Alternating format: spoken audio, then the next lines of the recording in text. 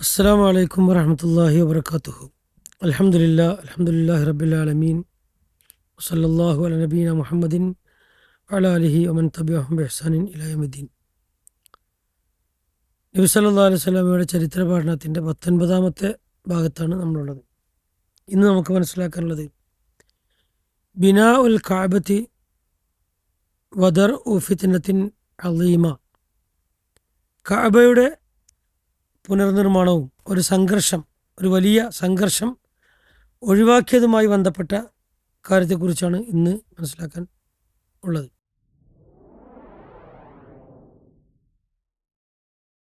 കഅബ യഥാർത്ഥത്തിൽ ഭൂമിയിൽ അള്ളാഹുവിൻ്റെ ആരാധനക്കായി നിർമ്മിക്കപ്പെട്ട ആദ്യത്തെ ഭവനമാണ് എന്നാണ് അള്ളാഹു പറയുന്നത്. ഇന്ന അവ്വല ബൈത്തിൻ വുളിഅ ലിന്നാസി ലല്ലദീ ബിബക്കത മുബാറക്കൻ വഹുദൽ ലിൽ ആലമീൻ. മനുഷ്യർക്കായി സ്ഥാപിക്കപ്പെട്ട ആദ്യത്തെ ഭവനം ബക്കയിലുള്ളതാണ്. അത് അനുഗ്രഹപൂർണവും ലോകർക്കെല്ലാം മാർഗദർശനവുമാണ്. സൂറത്ത് ആല ഇമ്രാനിലെ 96-ാമത്തെ ആയത്തിൽ അള്ളാഹു സുബ്ഹാനഹു വ തആല ഈ കാര്യം വ്യക്തമാക്കിയിട്ടുണ്ട്. നബി സല്ലല്ലാഹു അലൈഹി വസല്ലമക്ക് പ്രവാചകത്വം ലഭിക്കുന്നതിന് ഏകദേശം 5 വർഷം മുമ്പ് ശക്തമായ മഴയും വെള്ളപ്പൊക്കവും കാരണം കഅബയുടെ ചുമരുകൾക്കൊക്കെ കേടുപാടുകൾ സംഭവിച്ചു.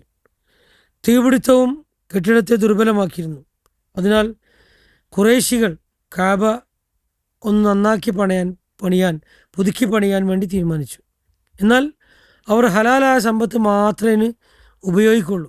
കഅബയുടെ നിർമ്മാണത്തിൽ ഉപയോഗിക്കുന്ന ധനം ഹലാലായിരിക്കണമെന്ന് അവർ ഉറച്ചു തീരുമാനിച്ചു. അതുകൊണ്ട് തന്നെ മറ്റുള്ള വരുമാനങ്ങളൊന്നും അവർ സ്വീകരിച്ചിരുന്നില്ല. പലിശയിൽ നിന്നുള്ള വരുമാനം, വ്യഭിചാരത്തിലൂടെ ലഭിച്ച പണം, മറ്റുള്ളവരുടെ അവകാശം അന്യായമായി കൈക്കലാക്കിയ പല വിധത്തിലുള്ള സമ്പത്തുണ്ടായിരുന്നു. അതൊന്നും അതിനുവേണ്ടി അവർ ഉപയോഗിക്കാൻ തയ്യാറായില്ല. ഇത് ഖുറൈശികളുടെ മതബോധത്തിൻ്റെ നല്ല ഒരു വശത്തെയാണ് സൂചിപ്പിക്കുന്നത്.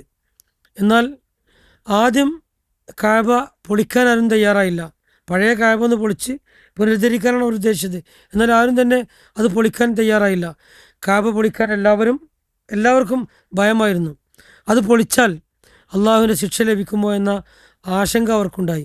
അവസാനം വലീദ് ബിനു അൽ മുഗീറ അൽ മഖ്സൂമി അദ്ദേഹം അതിൻ്റെ ചുമർ പൊളിക്കാൻ തുടങ്ങി. ആ രാത്രി അദ്ദേഹത്തിന് പ്രത്യേകിച്ചൊന്നും സംഭവിച്ചില്ല.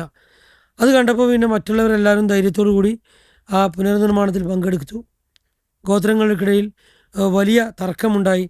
കെട്ടിടം പൂർത്തിയാക്കാൻ എത്തിയപ്പോൾ ഹജറുൽ അസ്വദ് അതിൻ്റെ സ്ഥാനത്ത് തന്നെ വെക്കണം. എന്നാൽ ആ വെക്കാനുള്ള ബഹുമതി ആർക്കാണ് എന്ന വിഷയത്തിൽ ഖുറൈശികൾ പരസ്പരം അവരുടെ ഗോത്രങ്ങളൊക്കെ തമ്മിലുള്ള കടുത്ത ഒരു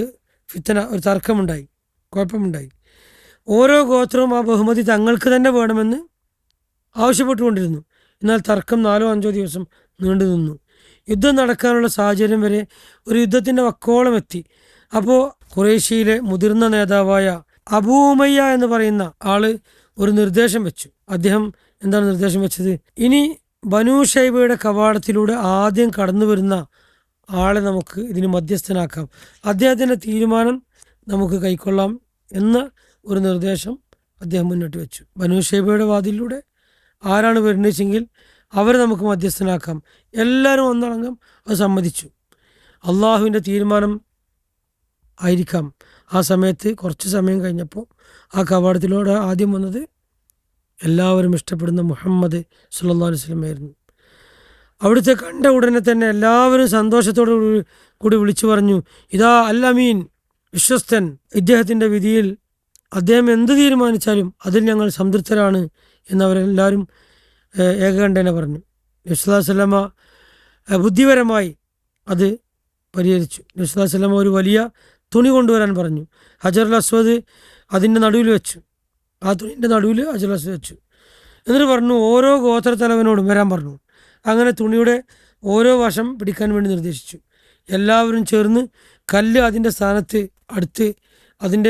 സ്ഥാനത്തിനടുത്ത് എല്ലാവരും കൂടെ എത്തിച്ചു. അപ്പോൾ നബി സല്ലല്ലാഹു അലൈഹി വസല്ലമ പിന്നെ സ്വന്തം കൈകൊണ്ട് ഹജറുൽ അസ്വദ് എടുത്തുകൊണ്ട് അതിൻ്റെ സ്ഥാനത്തെടുത്ത് വെച്ചു. അങ്ങനെ ഒരു വലിയ രക്തച്ചൊരിച്ചിലേക്ക് നയിക്കുമായിരുന്ന ഒരു വലിയ ആഭ്യന്തര സംഘർഷം നബി സല്ലല്ലാഹു അലൈഹി വസല്ലമ വളരെ ലഘുവായ രീതിയിൽ ജ്ഞാനം കൊണ്ട് സമചിത്തത കൊണ്ട് നബി സല്ലല്ലാഹു അലൈഹി വസല്ലമ അത്തരം വലിയ ഒരു സംഘർഷം ഒഴിവാക്കി എന്നുള്ളതാണ് ചരിത്രം നമ്മെ പഠിപ്പിക്കുന്നത്.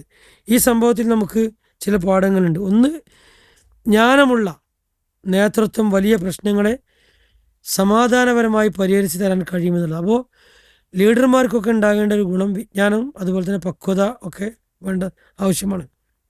അതുപോലെ എല്ലാവർക്കും പങ്കാളിത്തം നൽകുന്ന പരിഹാരം അസൂയയും പിന്നെ വൈരാഗ്യവും ഒക്കെ ഇല്ലാതാക്കും.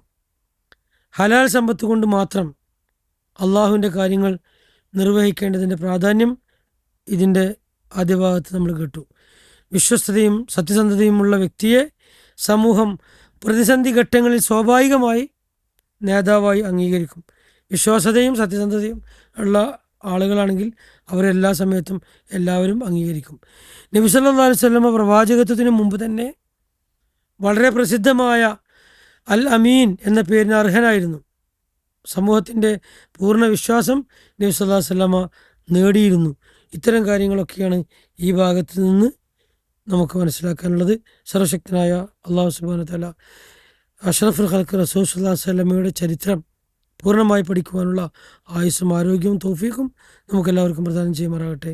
വആഖിറു ദഅ്വാനാ അൽഹംദുലില്ലാഹി റബ്ബിൽ ആലമീൻ. ജസാക്കുമുല്ലാഹു ഖൈറ. അസ്സലാമു അലൈക്കും വറഹ്മത്തുള്ളാഹി വബറകാതുഹു.